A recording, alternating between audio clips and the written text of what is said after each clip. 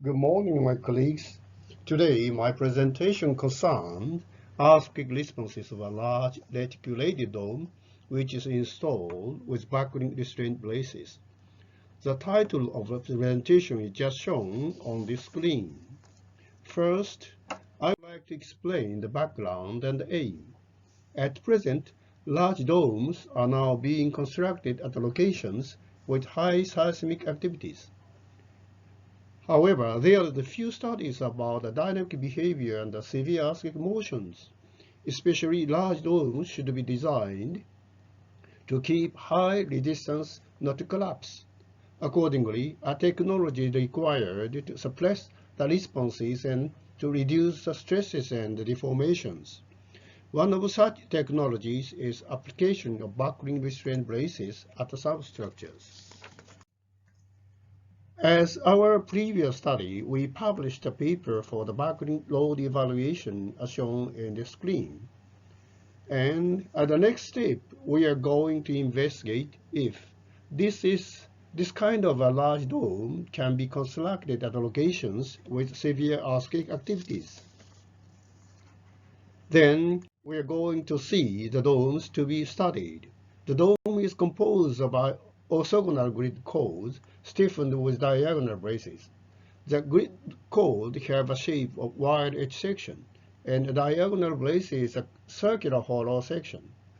As shown on the slide, the span is 120 meters, the length is 80 meters, the height of substructure is 4.5 meters. The buckling restraint braces are placed at the substructures. The depth of the edge section is 52 centimeters, and its corresponding member slenderness ratio is 20.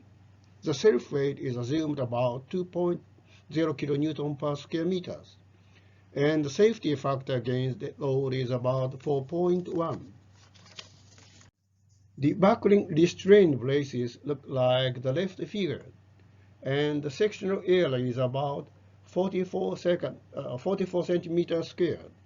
The actual capacity is 1,000 kilonewton with bilinear hysteresis backbone. One example is shown at the middle of screen. The initial yield base shear coefficient is CV is 0.288, and the final base shear coefficient is about 0.40. As for the earthquake motions, we adopted the Japanese code, which gives the response spectra as shown at the right part. The figure gives the earthquakes of serviceability limit level, and the acceleration at the ground level is about 113 centimeters over square second. We prepared for artificial accelerations compatible with the design code, using 4 observed accelerations. We adopted several intensities in the analysis. One is the serviceability limit level. The acceleration is about 113 centimeters per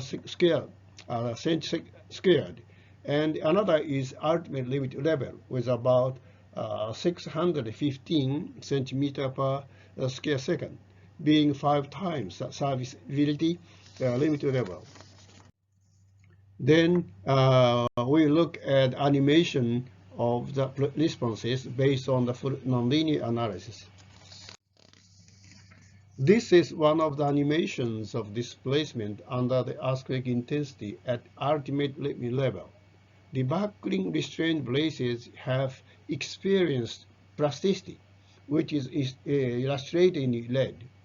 Then we can see large vertical deformations together with horizontal movement.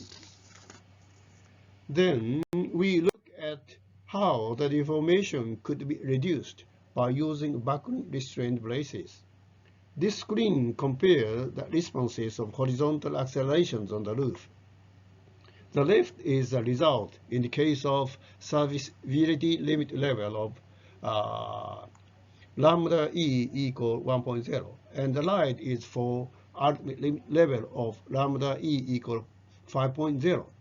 The right is 5 times large the left, while the middle is for intermediate intensity of lambda E equal 2.5.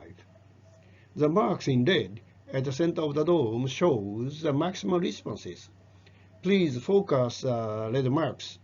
If we analyze the response using a linear analysis, the responses would be 312, 780, and 1560 centimeter per square second, respectively from the left to right.